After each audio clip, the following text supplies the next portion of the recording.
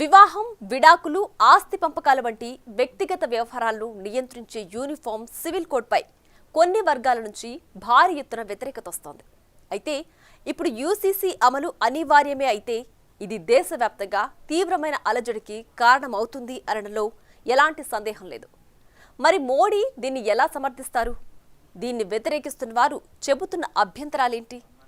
ఒకవేళ యూసీసీ దేశవ్యాప్తంగా అమలైతే ఇందులో తీసుకోవాల్సిన జాగ్రత్తలేంటి?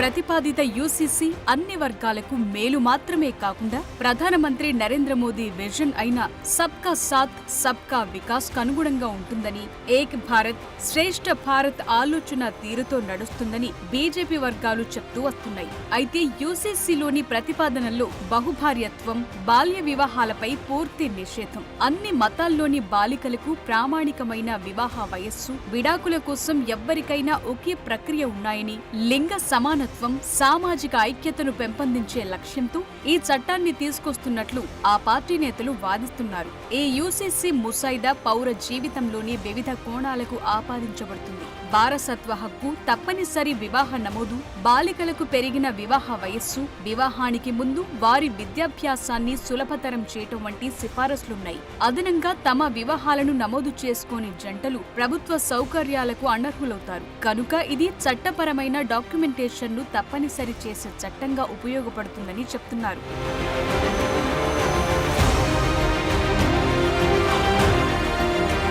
అయితే ఈ ప్రతిపాదిత యూసీసీ చట్టం ముస్లిం మహిళలతో సహా ప్రతి ఒక్కరికి దత్తత హక్కులను మంజూరు చేస్తుందని అంటున్నారు. అయితే ఇది హలాలా, ఇద్దత్ వంటి విడాకులు తీసుకున్న భర్త మరణించిన తరువాత స్త్రీ తప్పనిసరిగా పాటించాల్సిన ఇస్లామిక్ పద్ధతులను తొలగిస్తుంది. అలాగే లివ్ ఇన్ రిలేషన్స్ డిక్లరేషన్ లో ఉన్న సహజీవనాన్ని ప్రోత్సహించడం, సులభమైన దత్తత ప్రక్రియల వంటి పద్ధతులను నిషేధిస్తుంది. ప్రతిపాదిత యూసీసీ అమల్లోకొచ్చిన తరువాత ఇద్దరి మధ్య సహజీవనం అనేది చట్టం ప్రకారం నమోదు చేయాల్సి ఉంటుంది. అలాంటి సంబంధాలను నమోదు చేసుకోవటం వల్ల పురుషులు, మహిళలు ఇద్దరికీ ప్రయోజనం చేకూరుతుందని న్యాయ నిపుణులు పేర్కొంటున్నారు. దీంతో మహిళలు నమోదు చేసే తప్పుడు కేసులు కూడా తగ్గుతాయని, అలాంటి కేసుల్లో ఇప్పుడు చట్టపరమైన పవిత్రత ఉంటుందని అభిప్రాయాలున్నాయి.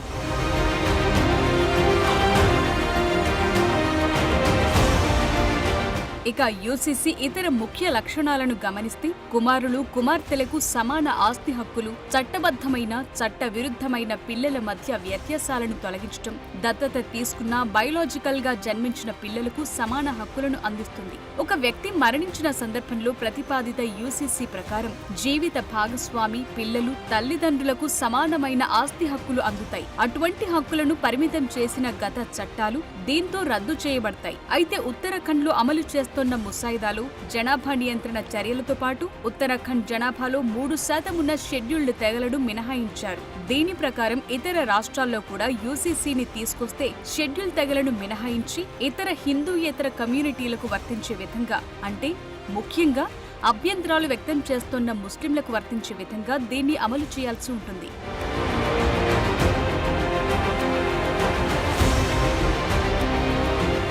యూసీసీ అమలు చేసిన మొదటి భారతీయ రాష్ట్రంగా ఉత్తరాఖండ్ అవతరించినప్పటికీ ఇంకొన్ని రాష్ట్రాలు కూడా దీన్ని అమలు చేయాలనే ఉద్దేశాన్ని పలుమార్లు వ్యక్తం చేశారు. కర్ణాటకలో 2023 ఎన్నికల మేనిఫెస్టోలో బీజేపీ పార్టీ యూసీసీ అమలు చేస్తామని హామీ ఇచ్చింది. అయితే ఎన్నికల ఫలితాలు బీజేపీకి అనుకూలంగా రాలేదు. ఇక గతేడాది ఫిబ్రవరి 2024 నాటికి అస్సాంలో యూసీసీని అమలు చేస్తామని హిమంత బిస్వా శర్మ చెప్పారు. ట్రిపుల్ తలాక్ గురించి శర్మ మాట్లాడుతూ, ఎవరూ ఒకరి కంటే ఎక్కువ మంది భార్యలను కలిగి ఉండటానికి అనుమతించబడరు. మన ముస్లిం మహిళల గొప్ప ప్రయోజనాల కోసం యూనిఫామ్ సివిల్ కోడ్ ను అమలు చేయాలని అన్నారు. అలాగే జూన్ 2023లో ప్రధాని మోదీ మహారాష్ట్రలో యూసీసీ అమలు చేస్తామని చెప్పారు. దీనిపై ఆ రాష్ట్రం 9 మంది సభ్యుల కమిటీని కూడా ఏర్పాటు చేశారు. ఇక 2022లో మధ్యప్రదేశ్, ఉత్తరప్రదేశ్, హర్యానా, గుజరాత్ లో అధికారంలో ఉన్న బీజేపీ ప్రభుత్వాలు కూడా యూసీసీ అమలు చేస్తామని చెప్పారు. అయితే ఇంతవరకు ఉత్తరాఖండ్ మినహా ఇతర రాష్ట్రాలు ఏవీ ప్రతిపాదనను ముందుకు కొనసాగించలేదు.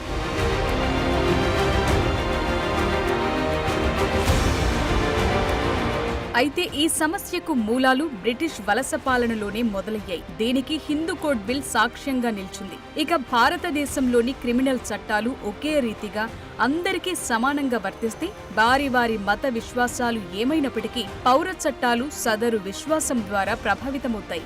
మత గ్రంథాలకు లొంగిపోయి సివిల్ కేసుల్లో అమల్లోకొచ్చే వ్యక్తిగత చట్టాలు రాజ్యాంగ నిబంధనల ప్రకారం ఇప్పటికీ అమలు చేస్తున్నారు. ఇక ఇటీవల 3 కొత్త క్రిమినల్ చట్టాలను తీసుకొచ్చిన మోదీ ప్రభుత్వం ఇప్పుడు పౌర చట్టాలను కూడా మార్చి ఒకే యూనిఫామ్ సివిల్ కోడ్ ని తీసుకురావాలని అనుకుంటోంది. అయితే తాజాగా మోదీ ప్రతిపాదిస్తున్న సెక్యులర్ సివిల్ కోడ్ అనే మాట యూనిఫామ్ కు కొత్త అర్థమిస్తుందా అనే సందేహాలు కలుగుతున్నాయి. అంటే యూనిఫామ్ అనే మాటకు బదులు సెక్యులర్ అని వాడుతుంటే అది అన్ని మతాలకు సమాన ప్రాతినిధ్యం వహించాలి. కానీ మతాలు వేటికవే విభిన్న ధర్మాలను పాటిస్తున్నప్పుడు పౌర చట్టాలను సెక్యులర్ చేయటం ఎంతవరకు సాధ్యమవుతుందనేది ప్రశ్నార్థకంగా ఉంది.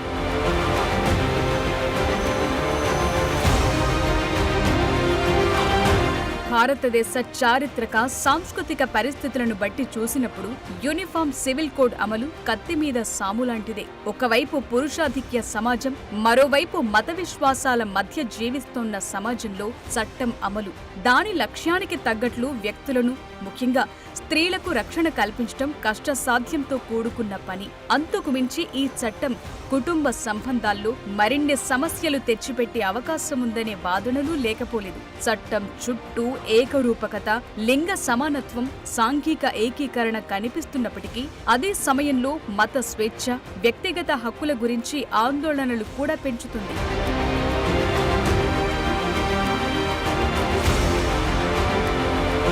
ఇక భారతదేశంలో ఉన్న వ్యక్తిగత చట్టాలు ప్రస్తుత మతపరమైన ఆచారాలు, సంప్రదాయాల ఆధారంగానే ఉన్నాయి. హిందూ వ్యక్తిగత చట్టాలనేవి పురాతన గ్రంథాలు, ఆచారాల నుండి ఉద్భవించాయి.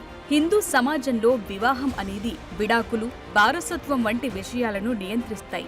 మరోవైపు ముస్లిం పర్సనల్ లా బోర్డ్ ముస్లింల వ్యక్తిగత విషయాలను పర్యవేక్షిస్తుంది. అలాగే ఇతర మత సంఘాలు వారి స్వంత వ్యక్తిగత చట్టాలను కలిగి ఉంటాయి. అయితే వీటన్నింటినీ నిషేధిస్తూ ఈ చట్టం రావటం వారి మనోభావాలను పూర్తిగా విస్మరించటమే అనే వాదనలొస్తున్నాయి.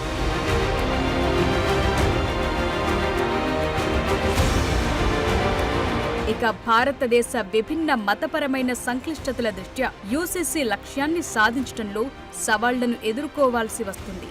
సంవత్సరాలుగా న్యాయ వ్యవస్థ యూనిఫామ్ సివిల్ కోడ్ వర్తింపు పరిధిపై విభిన్న వివరణలను వెలువరించింది. న్యాయస్థానాలు తరచుగా వ్యక్తిగత హక్కులను రాష్ట్రాల సంక్షేమ లక్ష్యాలతో సమతుల్యం చేస్తాయి. మతపరమైన స్వేచ్ఛ, సామాజిక ప్రయోజనాల మధ్య సమన్వయం ఉండాల్సిన అవసరాన్ని నొక్కి చెప్తున్నాయి. కాబట్టి యూసీసీ అమలుకు ఒక వ్యక్తి ప్రాథమిక హక్కులను సమర్థించటం, సామాజిక సంక్షేమ లక్ష్యాలను నిర్ధారించటం మధ్య సున్నితమైన బ్యాలెన్స్ను సాధించటం అవసరం. మొత్తం సమాజానికి ప్రయోజనం చేకూర్చే ఫ్రేమ్వర్క్ ను రూపొందించేటప్పుడు వ్యక్తిగత స్వేచ్ఛపై ఎటువంటి ఉల్లంఘన జరగకుండా నిరోధించడానికి రాజ్యాంగ విలువలకు కట్టుబడి ఉండటం చాలా ముఖ్యం. ఇప్పుడు ఈ చట్టం దాన్ని సాధించాల్సి ఉంది.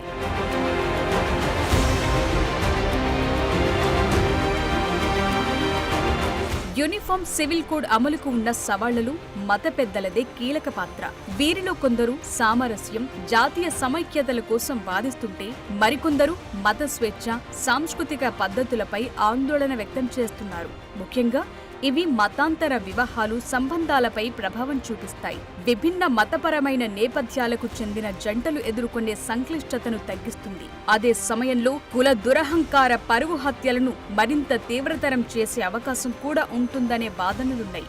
అందుకే యూనిఫామ్ సివిల్ కోడ్ కు సంబంధించి వివిధ సంఘాలు భిన్నమైన అభిప్రాయాలు, ఆందోళనలను కలిగి ఉన్నాయి. కొందరు మెరుగైన సాంఘిక ఐక్యత ఉంటుందని చెప్తుంటే మరికొందరు సాంస్కృతిక గుర్తింపు కోల్పోవటం గురించి భయాందోళనలను వ్యక్తం చేస్తున్నారు. ఇలాంటి పరిస్థితుల మధ్య మోదీ ప్రతిపాదిస్తున్న ఈ సెక్యులర్ సివిల్ కోడ్ వ్యవహారంలో రాష్ట్రాలు ఎలాంటి నిర్ణయం తీసుకుంటాయో చూడాల్సి ఉంది.